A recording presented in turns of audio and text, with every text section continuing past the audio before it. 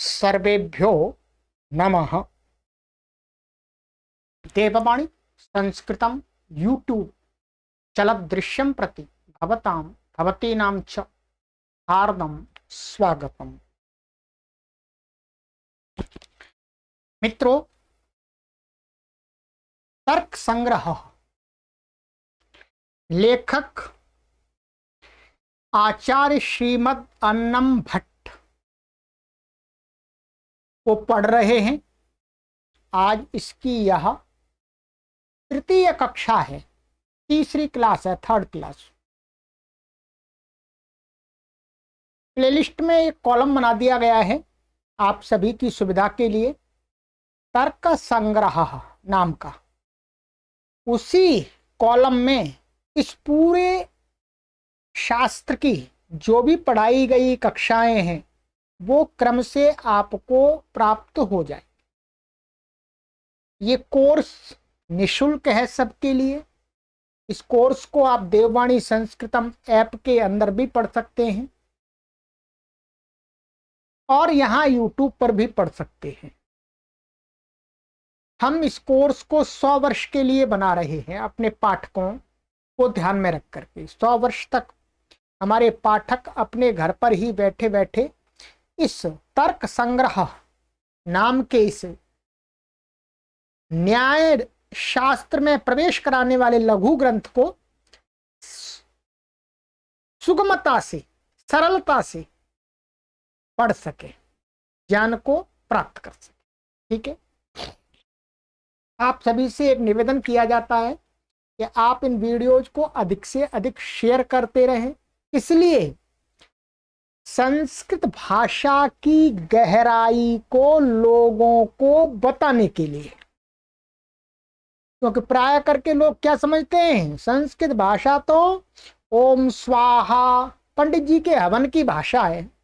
पंडित जो हवन करना चाहते हैं, हवन करना सीखना चाहते हैं, हवन कराना चाहते हैं, पंडित जी बनना चाहते हैं, उनके लिए संस्कृत सीखनी अनिवार्य है। इस क्षुद्र भावना को लोगों में से दूर करने के लिए आप अधिक से अधिक इस तर्क संग्रह नाम के शास्त्र की वीडियोज को करोड़ों लोगों तक ले जाइएगा। यही हमारा उद्देश्य है। ठीक है, चलिएगा। 2 कक्षाएं मित्रों मैंने आपको पढ़ा दी हैं, आज तीसरी कक्षा पढ़ेंगे, कक्षा 3।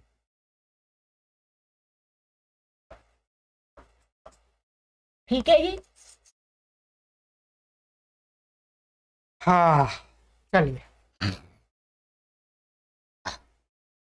तो गत कक्षा में मैंने आपको कुछ एक तो ये श्लोक पढ़ाया था, ठीक है, और कुछ आपको ये शब्द भी बताए थे, इनका अर्थ मैंने कुछ बता दिया था आपको। उद्देश्य, उद्देश्य क्या होता है, ठीक है, ये बता दिया था। लक्षणम, लक्षणम की परिभाषा हमने जान ली थी परंतु अभी अधूरी समझी थी। आज लक्षण की परिभाषा को पूरा पढ़ेंगे। ठीक है, और आगे उद्देश्य फलम आदि ये सब अव्याप्ति ही, अतिव्याप्ति ही, असंभव, ये सब जानेंगे। ठीक है, हमारे एक पाठक का प्रश्न आया था, ठीक है, कि यहां पर उन्होंने ये पूछा था कि उद्देश्य का अर्थ तो मैंने बता दिया था, ये शास्त्रकार ने बता दिया। उद्देश्य एक होता है। ठीक है, देखिए ये जो शब्दों का अर्थ, एक शब्द का कितना अर्थ हो सकता है, माने कितने अर्थ हो सकते हैं, क्या क्या अर्थ हो सकते हैं, इसका पूरा पूरा बोध कब होता है, जब आप संपूर्ण पाणिनीय व्याकरण को अच्छी प्रकार से पढ़ लेते हैं। ठीक है, परंतु अभी आपको उतना आवश्यक नहीं है। यदि नहीं पढ़ा है आपने तो कोई बात नहीं है, हम आपका सहयोग करेंगे। हमारे पाठक ने पूछा है कि उद्देश्य का क्या अर्थ होता है। उद्देश्य का अर्थ तो ये हो गया, नाम मात्रेण वस्तुनाम विभाग दर्शनम या प्रदर्शनम, यानी संकेत करना। उद्देश्य का क्या अर्थ है, तो देखिएगा, उद्देश्य, और उन्होंने कहा उद्देश्य और लक्ष्य क्या दोनों एक हैं? हाँ, उद्देश्य शब्द का अर्थ लक्ष्य भी होता है। क्या है? उद्देश्य और लक्ष्य शब्द पर्यायवाची भी है, परंतु लक्ष्य शब्द का एक ही अर्थ नहीं है, लक्ष्य शब्द के कई अर्थ होते हैं। ठीक है, जैसे एक लक्षण के द्वारा लक्ष्य को बताया जाता है, ध्यान दीजिएगा, क्या है? लक्षण के द्वारा लक्ष्य को बताया जाता है, और एक होता है लक्ष्य माने टारगेट, ये हमको अचीव करना है, हमको ये सर्विस अचीव करनी है, वो लक्ष्य होता है, जिसको टारगेट बोलते हैं। तो जो टारगेट होता है, जो लक्ष्य का अर्थ जो टारगेट होता है, इंग्लिश में बोलते हैं, ठीक है, जिसको कुछ भी कह सकते हैं, तो वो उसको हम पर्यायवाची कह सकते हैं उद्देश्य। उद्देश्य और लक्ष्य तब तो समान पर्यायवाची है। ठीक है, जब लक्षण के द्वारा लक्ष्य को बताते हैं तो थोड़ा भेद होता है, तब लक्ष्य का अर्थ अलग होता है और उद्देश्य का अर्थ थोड़ा सा अलग होता है। परंतु आप मोटे रूप में आप ऐसा समझ लीजिएगा कि लक्ष्य और उद्देश्य का आप अभी एक ही अर्थ मान लीजिए। ठीक है, यदि आप अच्छी तरह से व्याकरण को नहीं जानते तो इतने में आपका कार्य चलेगा। ठीक है, वैसे यहां उद्देश्य की बात आई नहीं थी। जैसे यहां दिया था कि अस्य तर्क संग्रहस्य उद्देश्य त्रयम्, इस तर्क संग्रह, ठीक है ध्यान दीजिएगा, इस तर्क संग्रह का उद्देश्य माने इस तर्क संग्रह के द्वारा बताई गई सामग्री, यही तो कहना चाह रहे। अस्य तर्क संग्रहस्य उद्देश्य त्रय माने इस तर्क संग्रह नामक शास्त्र के द्वारा 3 उद्देश्य बताए जाएंगे, माने 3 विषयों को प्रतिपादित किया जाएगा। माने इस तर्क संग्रह का लक्ष्य क्या है? यहां ऐसे देखिए, हिंदी में जो लक्ष्य शब्द प्रयोग करते हैं तो वो यहां पर उद्देश्य का पर्यायवाची होता है। तो क्या है, इस तर्क संग्रह का लक्ष्य क्या है? तो इस तर्क संग्रह के लक्ष्य त्रयम है, 3 लक्ष्य हैं। क्या है? उद्देश्य को बताना, लक्षण को बताना, परीक्षा को बताना। ठीक है, यहां लक्ष्य और उद्देश्य का समान अर्थ है। भाई व्याकरण पढ़ने का उद्देश्य क्या है, ऐसे पूछते हैं, तो हम ऐसा कह सकते हैं व्याकरण पढ़ने का उद्देश्य अथवा लक्ष्य है कि शब्दों के स्वरूप को जानना। क्या प्रकृति है इस शब्द में, क्या प्रत्यय है, क्या आगम है, क्या अर्थ है। यही मोटी भाषा में आप कह सकते हैं, हिंदी में आप पर्याप्त प्रयोग करते हैं उद्देश्य शब्द का, परंतु गहराई से चिंतन करके कभी आपने नहीं देखा होगा, तो आप इसको थोड़ा सा गहराई से चिंतन करके विचार कीजिएगा तो आपको उद्देश्य आराम से समझ में आ जाएगा। ठीक है, तो उद्देश्य और लक्ष्य आप यहाँ समान मान सकते हैं, कह सकते हैं मोटे रूप में, कोई परेशानी नहीं है, उतना बड़ा दोष नहीं आएगा। ठीक है, और ये सारी चीजें आपको आगे इसी शास्त्र में स्पष्ट भी हो जाएंगी, परंतु हमारे पाठक की तरफ से ये प्रश्न आया था तो उसको भी मैंने स्पष्ट कर दिया है। ठीक है, यदि अब भी पाठक को थोड़ा सा समझ में नहीं आ रहा तो घबराने की आवश्यकता नहीं है, विद्या है, धीरे धीरे अभ्यास से आपको आएगी। चलिए अब चलते हैं आगे। मैंने आपको ये यहां तक हमने पढ़ लिया था लक्षणस्य किम लक्षणम, लक्षण का क्या लक्षण है। तो कहा था असाधारण धर्मो लक्षणम। ठीक है, यहां असाधारण धर्म, तो असाधारण धर्म ही लक्षण है। ठीक है, अब आ जाइएगा,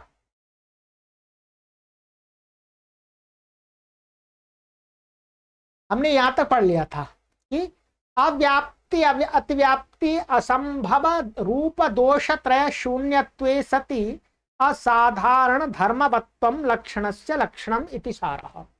माने ऐसा लक्षण, ऐसा असाधारण धर्म जिसमें ये तीन दोष नहीं होने चाहिए, अव्याप्ति, अतिव्याप्ति और असंभव, ठीक है, उसको न्याय दर्शन में सटीक लक्षण माना जाता है किसी भी पदार्थ का।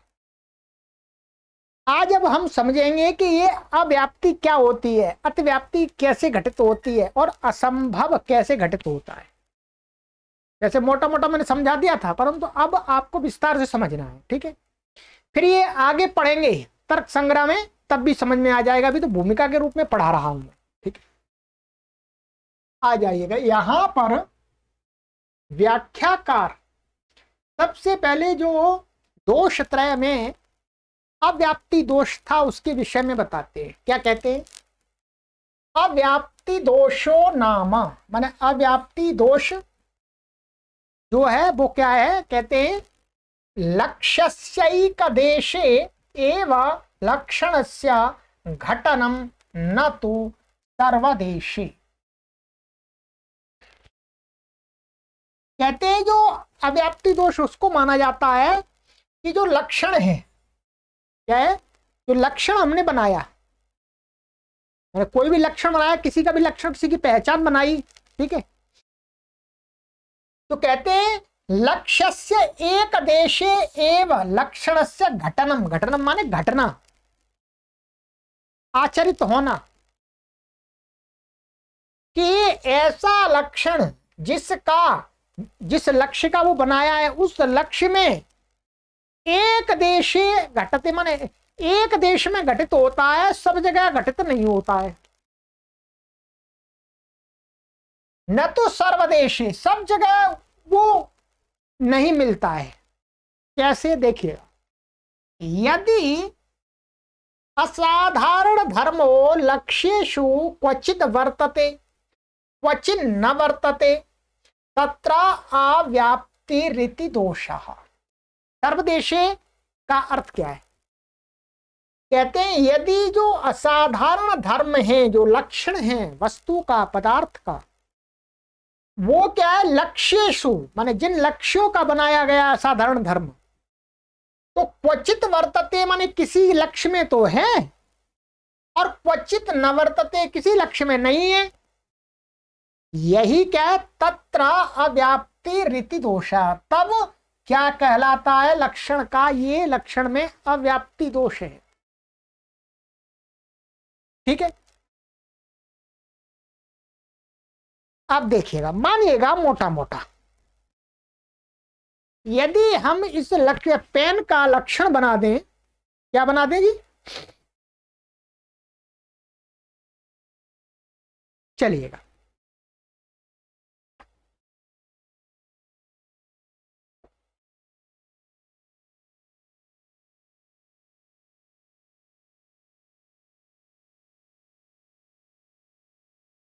जैसे हम बना दें कि ये पेन का लक्षण ये काला,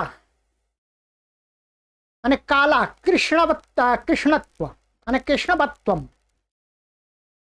पेन का माने पेन की, इस पेन के अंदर कालापन है। यदि हम इस पेन को बताएं कि भाई जो ये पेन है, देखिए काला है, काले के कारण से पेन है, तो ये जो काला इसका लक्षण बताया इसमें तो है, परंतु जो सभी पेनों में कालापन तो नहीं हो सकता, अथवा जो काला काला है वो पेन हो, ऐसा भी नहीं है। अब इसमें नहीं है, ये भी पेन है, इसमें कालापन नहीं है। यदि इस पेन का लक्षण यदि कालापन बनाते हैं तो इसको पेन नहीं कह सकते। फिर ये क्या है भाई, ये क्या है, तो ये क्या हुआ, हमने पेन का यदि लक्षण कालापन बनाते हैं तो क्या है, ये लक्ष्य जो पेन तो ये भी है, ये भी है, ये भी है, तो ये क्या है, किसी एक में ही वर्तमान है, सब जगह वर्तमान नहीं है कालापन। तो ये क्या हो गया, अव्याप्ति लक्षण, अव्याप्ति दोष हो गया। ये कालापन ठीक लक्षण नहीं बना, इससे पेन की पहचान नहीं हो सकती। कहीं कहीं का, और कहीं ऐसा भी होगा कि अतिव्याप्ति, कोई दूसरी कोई काली चीज है उसमें भी ये, जैसे ये काला तो इसको भी पेन कहने लगेंगे। तो मुख्य रूप से अभी हम अव्याप्ति दोष देख रहे हैं। तो अव्याप्ति दोष हमको लक्षण ऐसा बनाना पड़ता है कि जिस लक्ष्य का बना रहे हैं उन सभी लक्ष्यों में वो लक्षण घटित होना चाहिए। यदि किसी में घटित हो जाता है, किसी में घटित नहीं होता है, तो वो लक्षण ठीक नहीं होता है, वो लक्षण अव्याप्ति दोष से युक्त होता है। अभी ये बताएंगे, देखिएगा, देखिएगा। तो वही कहा, यदि असाधारण धर्म लक्ष्येषु क्वचित वर्तते क्वचित न वर्तते तत्र अव्याप्ति दोष, अव्याप्ति रीति दोष, ये दोष है उसके अंदर, लक्षण के अंदर। असाधारण धर्म का अर्थ ध्यान रखेंगे, लक्षण है। यथा, अब ये उदाहरण दे रहे हैं, मैंने आपको दूसरा उदाहरण दिया था, ये बहुत अच्छा उदाहरण दे रहे हैं, देखिए। ओहो किम लक्षणम इति प्रश्ने कपिलत्वम घोर लक्षणम अथवा कृष्णत्वम घोर लक्षणम इति लक्षणम क्रियते चेत तल्लक्षणम न समीचीनम यतो हि अत्र अव्याप्तिर्दोषः। क्या कह रहे हैं शास्त्रकार? शास्त्रकार कह रहे हैं यदि जैसे कोई आदमी, कोई भी व्यक्ति, गोह किम लक्षणम, कोई उसको पूछता है भाई गऊ का लक्षण क्या है, गाय किसको कहते हैं, कैसे पहचाने कि ये गाय है, ये गाय नहीं है, ये बैल है, बकरी है, भैंस है, क्या लक्षण है? तो कोई कहता है भाई, पर ऐसा प्रश्न होने पर कहता है कपिलत्वम घोर लक्षण। ये कपिल माने एक पीला जैसा होता है, कपिला गाय होती है ना, तो थोड़ा सा हल्का पीला होता है, मटियाला सा। तो कि भाई कपिलत्वम घोर लक्षण माने गऊ का लक्षण तो कपिलत्व है, क्योंकि गाय के अंदर कपिलत्व देखा जाता है, मटमैला कलर की गाय होती है। अथवा वो ऐसा कहता है कृष्णत्वम घोर लक्षण माने गाय का लक्षण काला है, कालापन, काली गाय होती है इसलिए गाय के अंदर कालापन देखा जाता है, गाय के अंदर ये कपिलत्व भी देखा जाता है। यदि यहां पर कोई व्यक्ति गाय का लक्षण असाधारण धर्म, लक्षण माने असाधारण धर्म, अथवा कृष्णत्वम कालापन करता है, तो कहते हैं इति ऐसा लक्षणम क्रियते, यदा कोई लक्षण बनाता है, क्रियते किया जाता है, चेत तब क्या होगा, तो तल लक्षणम न समीचीनम, वो लक्षण ठीक नहीं है, ये गलत लक्षण है, ये गलत है। क्यों?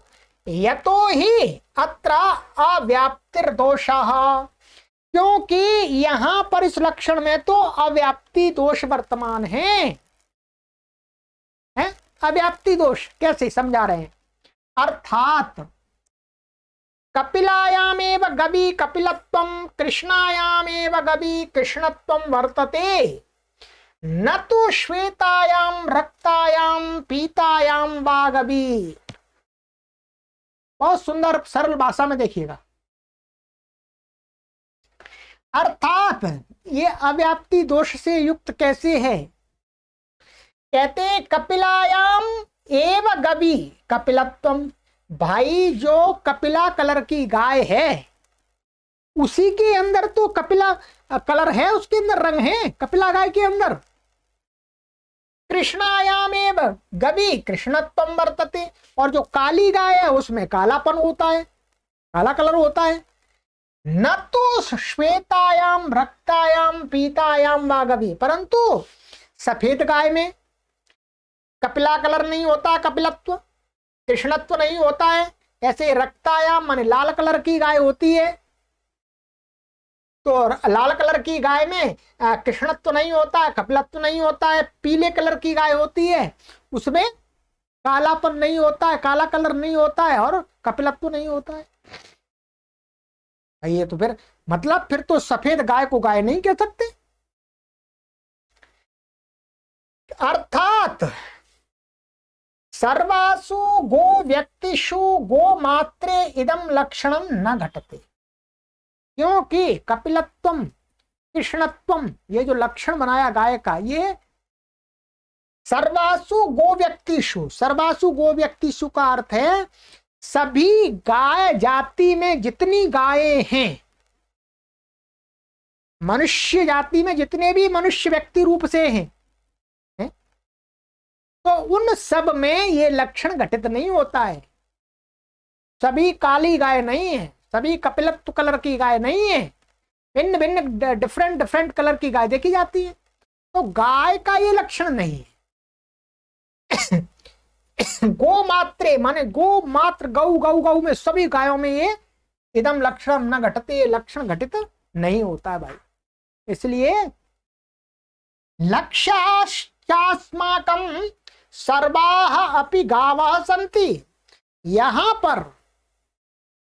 पर हमने गाय को क्या बनाया, कह रहे लक्ष्याः, जो लक्ष्य यहां पर है हमारा, सभी लक्ष्य क्या है, अस्माकम हमारे सर्वाः अपि गावः सन्ति, सभी गायों का हम लक्षण कर रहे हैं, किसी एक गाय का लक्षण नहीं कर रहे। तो हमारा जो गाय है लक्ष्य के रूप में वो सभी गाय हैं, कोई एक गाय नहीं है।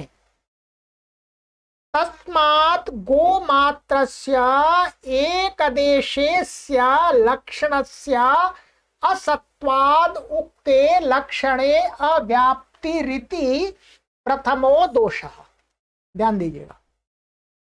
इसलिए तस्मात् माने इसलिए, हेतु माने इस उस हेतु से, हेतु में पंचमी होती है, खूब पढ़ाया अनुवादों में मैंने आपको। तस्मात् माने उस हेतु से, माने उस हेतु से, इस हेतु से गोमात्रस्य माने गोमात्र के एक देशे, माने गोमात्र के एक, माने गो जाती है उसमें जो बहुत सारी गायें, उनमें कुछ गायों में अस्य लक्षणस्य माने इस लक्षण का, कौन सा, कृष्णत्व या कपिलत्व, असत्वात, असत्वात माने अविद्यमानत्वात माने न होने से। भाई लाल गाय में तो है ही नहीं, सफेद गाय में है ही नहीं, पीली गाय में है ही नहीं कृष्णत्व या कपिलत्व। तो असत्वात उक्ते लक्षणे माने इस कहे हुए लक्षण में कोई बनाता है अव्याप्ति रीति प्रथमो दोषा, इसके अंदर प्रथम दोष अव्याप्ति जो दोष है वो है, इसलिए ये लक्षण हम नहीं बना सकते गाय का। अव्याप्ति दोषेण ग्रस्तत्वात् कपिलत्वं घोर लक्षणम इति लक्षणम न स्वीक्रियते। इसलिए अव्याप्ति दोष से ग्रस्तत्वात् माने ग्रसित होने के कारण से इस लक्षण जो असाधारण धर्म है, क्या, घोर लक्षणम कपिलत्वम, गौ का लक्षण जो असाधारण कपिलत्व बताया जा रहा है, वो इति लक्षणम न स्वीक्रियते, वो लक्षण स्वीकार नहीं किया जाता है, ये लक्षण बन ही नहीं सकता। इससे इस लक्षण से लक्ष्य की सही सही पहचान नहीं हो सकती, कुछ लक्ष्य छूट जाएंगे, कुछ ग्रहित हो जाएंगे, ऐसा लक्षण हम नहीं बनाना चाहिए। तो सबसे पहले शास्त्रकार क्या कहते हैं कि भाई आप किसी भी पदार्थ का लक्षण बना रहे हैं तो सबसे पहले आपको ये देखना पड़ेगा कि इसके अंदर, इस लक्षण के अंदर असाधारण धर्म जो बताया जा रहा है पदार्थ का, उसके अंदर अव्याप्ति दोष नहीं होना चाहिए। स्पष्ट है? जहां तक मुझे विश्वास है आपको ये 100% बात समझ में आई होगी, क्योंकि ये बात कठिन नहीं है, ये लौकिक उदाहरणों की बात है, ये कोई व्याकरण की सिद्धि तो नहीं है कि भाई जी ये धातु हो गया, ये आगम हो गया, ये हो गया, समझ में नहीं आ रहा। नहीं, ये तो सामान्य बात है, हिंदी में समझा रहा हूं आपको, ठीक। चलिएगा, एक दोष को हमने पढ़ लिया, अब दूसरे दोष पर आ जाइएगा। अतिव्याप्तिर नामा, माने अब अतिव्याप्ति नाम वाला दोष क्या है, वो सर्वत्र लक्ष्ये घटितम सत लक्षणम यदि अलक्ष्येपि गच्छेत सा अतिव्याप्ति। अब क्या है, कह रहे हैं कि सर्वत्र जिस जो लक्षण बना रहे हैं, जिन लक्ष्यों का, तो वो सभी लक्ष्यों में घटित हो रहा है, सभी में है, कोई लक्ष्य नहीं छूट रहा उससे। मैंने जिस लक्ष्य का बनाया जा रहा है उसमें, उस लक्ष्य में जो व्यक्ति हैं उन सभी में घटित हो रहा है। तो घटितम सत माने घटित होता हुआ, सत का अर्थ होता है होता हुआ। लक्षणम लक्षण, यदि यदि माने यदि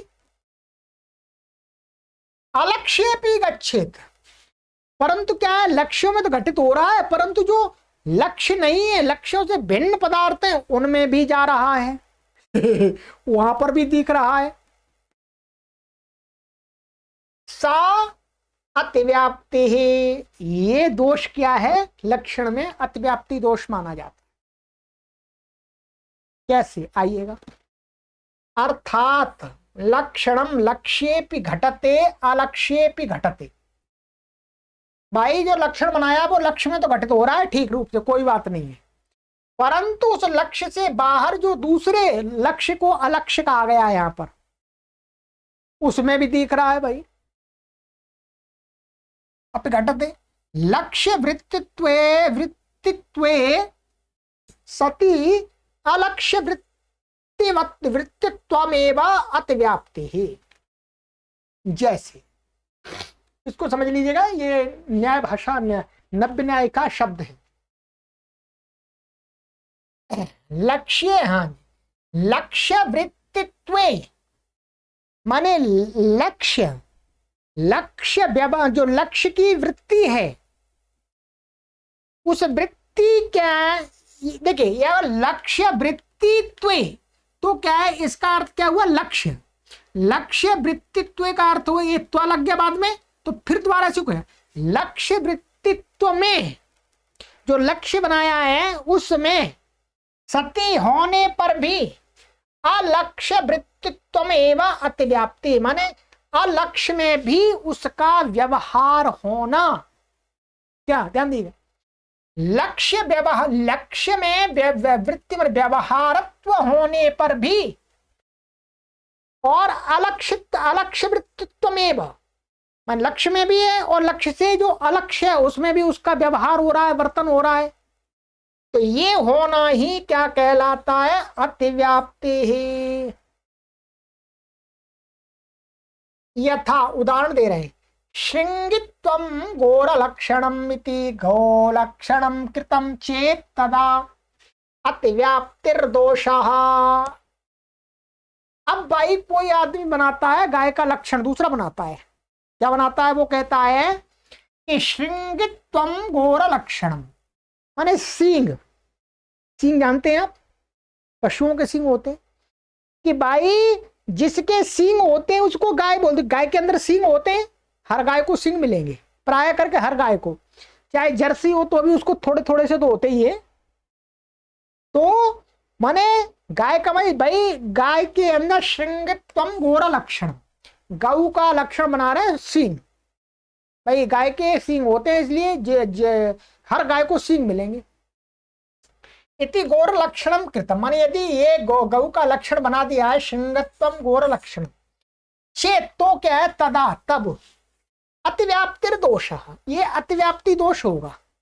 कैसे होता है भाई, कैसे होगा बताओ, कहते हैं सर्वासु गो व्यक्तिषु तो श्रृंगम विद्यते एव, भाई सभी गायों में तो सींग होता ही है, होता है, हर गाय में होता है, होता ही है, किंतु लक्ष्य भिन्नासु अजा महिष्यादि व्यक्तिष्वपि श्रृंगम अस्ति।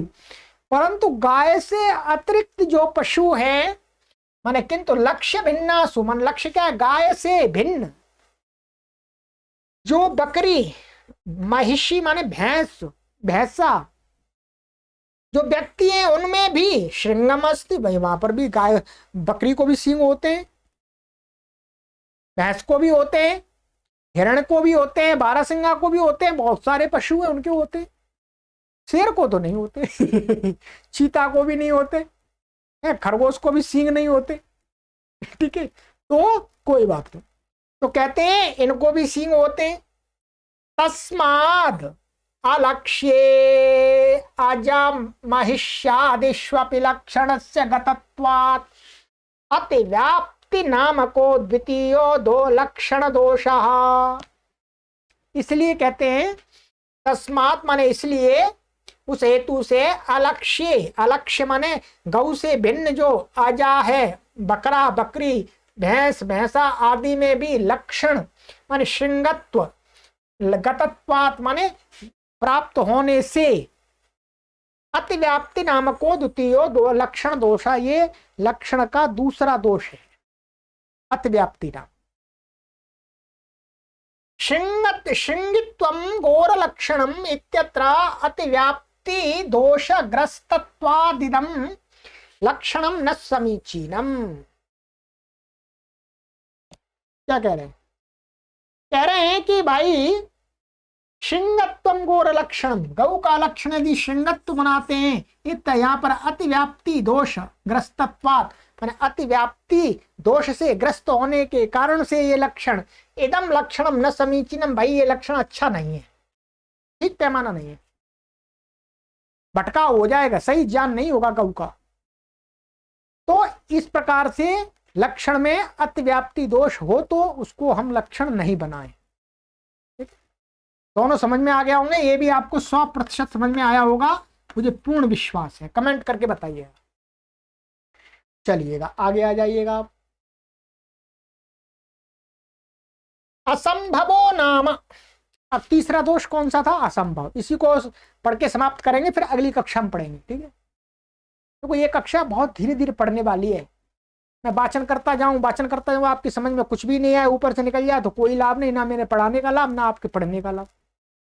और मैं धैर्य पूर्वक पढ़ाऊं और आप धैर्य पूर्वक पढ़ें और आपको 100% बातें समझ में आ जाए तो मेरा भी पढ़ाना सार्थक है और आपका भी पढ़ना सार्थक है। दोनों की नैया पार लग जाएगी, दोनों ने जो लक्ष्य रखा है वो प्राप्त हो जाएगा। तो ऐसा ही करना चाहिए। चलिएगा, ऐसा ही कर रहे हैं। असंभवो नाम माने असंभव नाम वाला, असंभव जो है, क्रियमाणम यल्लक्षणम तल्लक्ष्य मात्रे कुत्रापि न वर्तेत।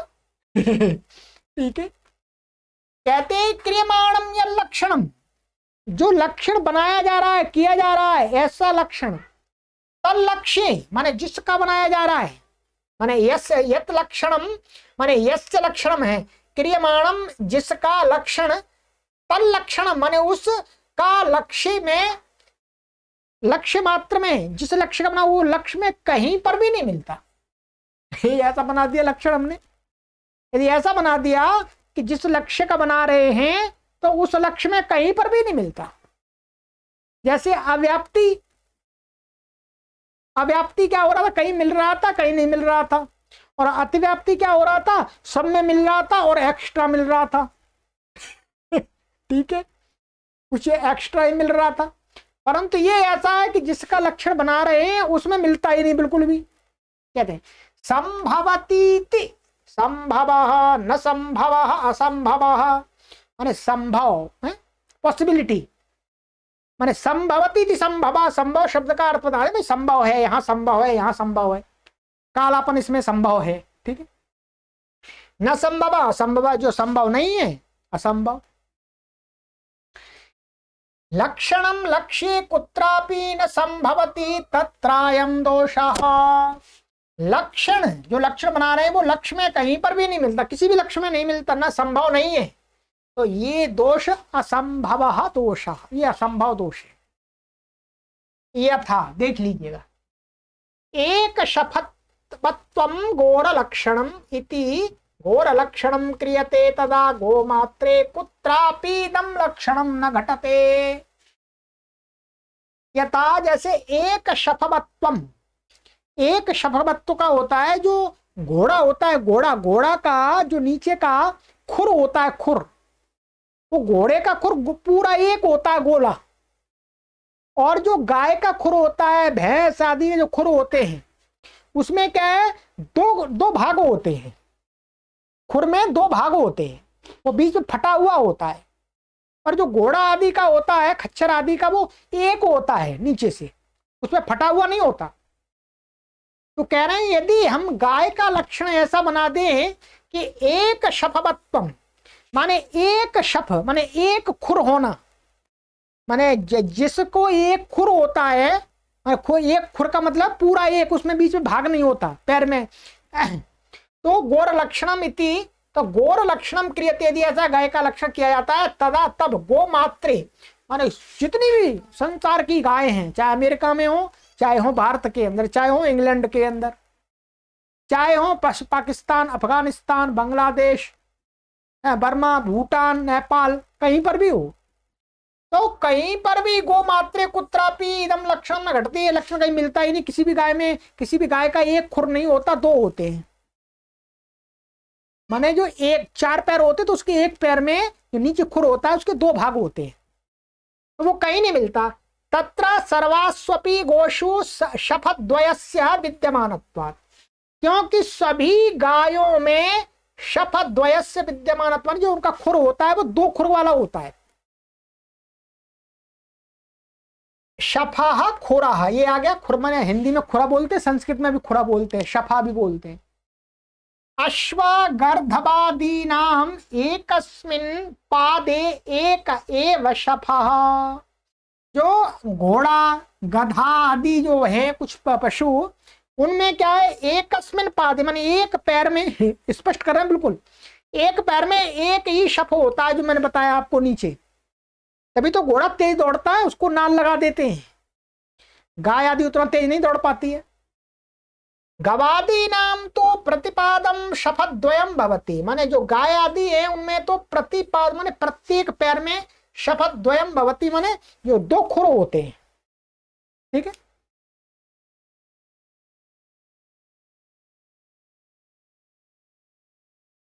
एक शफवत्वम अश्वत्वम इति कथंचित भवितुम शक्नुयात्। कहते हैं एक शफवत्वम अश्वत्वम, माने एक शफ जो दिखाई देता है उसको अश्वत्व कह सकते हैं, घोड़ा कह सकते हैं, ये तो हो सकता है। घोड़े का लक्षण तो बनाया जा सकता है एक शफवत्वम अश्वत्वम। हम जिसको अश्व बोल रहे हैं वो एक शफत्व उसके अंदर हो सकता है, ये तो लक्षण बन सकता है, पर पूरा पूरा नहीं बन सकता, क्योंकि वो गधा में भी दिखता है। परंतु मान लिया हमने इति कथंचित, माने किसी प्रकार से भवितुम शक्नुयात्, हो से मान लेते हैं, हो जाए। किंतु गवाम द्विशफतत्वात् एक शफवत्वम घोर लक्षणम इत्यत्र असंभवो दोषस्तृतीयः। भाई परंतु किंतु कोई गवों का द्विशफत्व होने के कारण से, गाय के पैर में 2 खुर होते हैं, तो एक शफवत्वम घोर लक्षणम इत्यत्र ये असंभव है। असंभव दोष तृतीय, तीसरा दोष है इस लक्षण का। असंभव दोषेण ग्रस्तत्वात् एक शफवत्वम घोर लक्षणम न संभवति, इसलिए असंभव दोष से ग्रस्त होने के कारण से एक शफवत्व घोर लक्षणम जो बनाया तो न संभवति, ये संभव हो ही नहीं सकता, ये गलत है। ऐसा लक्षण हमें नहीं बनाना चाहिए।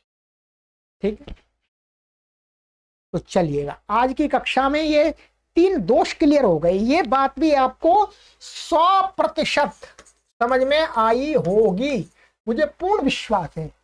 जब मुझे पूर्ण विश्वास होता है अपने पाठकों पर, तभी मैं यहाँ पर प्रतिशत लिखता हूं। ठीक है, क्योंकि इस चैनल पर बुद्धिमान पाठक जुड़ते हैं, सामान्य पाठक नहीं जुड़ते, कॉमेडी वाले पाठक नहीं जुड़ते, या शास्त्रों के पढ़ने वाले पाठक जुड़े हुए, ध्यान रखेंगे। आपको लगता होगा कि इतनी कम संख्या पाठकों की, नहीं, ये दुनिया के जितने भी मनुष्य हैं उन मनुष्यों में सर्वश्रेष्ठ मनुष्य जुड़े हुए इस चैनल से, ये ध्यान रखेंगे। सर्वश्रेष्ठ, जो आध्यात्मिक वृत्ति से युक्त हैं, सत्य सनातन वैदिक धर्म के विचार से युक्त हैं, वही पाठक जुड़े हुए हैं, ये ध्यान रखेंगे। यहाँ कोई ऐसे वैसे पाठक नहीं जुड़े हुए, सर्वश्रेष्ठ पाठक जुड़े हुए। तो आज हमने आपको 3 बातें समझाई हैं, कमेंट करके अवश्य बताया करें आप सभी, हमें भी ज्ञात होता है कि भाई हमारे पाठकों को वास्तव में समझ में आया। एक अव्याप्ति दोष, एक अतिव्याप्ति दोष और एक असंभव दोष। इनमें से कोई भी दोष यदि लक्षण के अंदर वर्तमान है तो वो लक्षण ठीक नहीं है, वो काम का नहीं है, उसको साइड में रखना चाहिए, लक्षण नहीं बनाना चाहिए, असाधारण धर्म नहीं कहना चाहिए पदार्थ का। ठीक है, अब इसके आगे कुछ पॉइंट और बताएंगे। आज यहीं पर समापन करेंगे, ठीक है। गुरु दक्षिणा में हम आपसे यही निवेदन करते हैं, क्योंकि ये कक्षाएं बहुत उपयोगी हैं और बहुत सारे पाठक करोड़ों की संख्या में इनसे लाभ ले सकते हैं। तो आप प्रतिदिन इन वीडियोज को लिंक को कॉपी करके अपने सोशल मीडिया के, जिस भी सोशल मीडिया पर हैं आप, प्लेटफॉर्म पर हैं, वहां पर शेयर करते रहें। लिंक आप हमसे व्हाट्सएप पर भी ले सकते हैं यदि आपको कोई कठिनाई होती है तो, ठीक है। किसके लिए? इस विद्या के प्रचार से सत्य सनातन वैदिक धर्म को बल मिलेगा, उसका झंडा ऊंचा होगा, लोगों के अंदर सत्य सनातन वैदिक धर्म के प्रति श्रद्धा का भाव जागेगा। वो नतमस्तक होंगे कि सत्य सनातन वैदिक धर्म से श्रेष्ठ धर्म इस दुनिया में कोई भी नहीं है। ये वास्तव में कार्य तो हम इसलिए कर रहे हैं, शास्त्रों को पढ़ाना तो हमारा कार्य है, हम अध्यापक हैं, परंतु हमारा लक्ष्य है कि सत्य सनातन वैदिक धर्म की जो मूल भाषा जड़ है, उसके माध्यम से हम लोगों के मन में ये भाव उत्पन्न करें कि सत्य सनातन वैदिक धर्म एक तर्क से युक्त धर्म है, सर्वश्रेष्ठ धर्म है। सर्वेभ्यो नमः।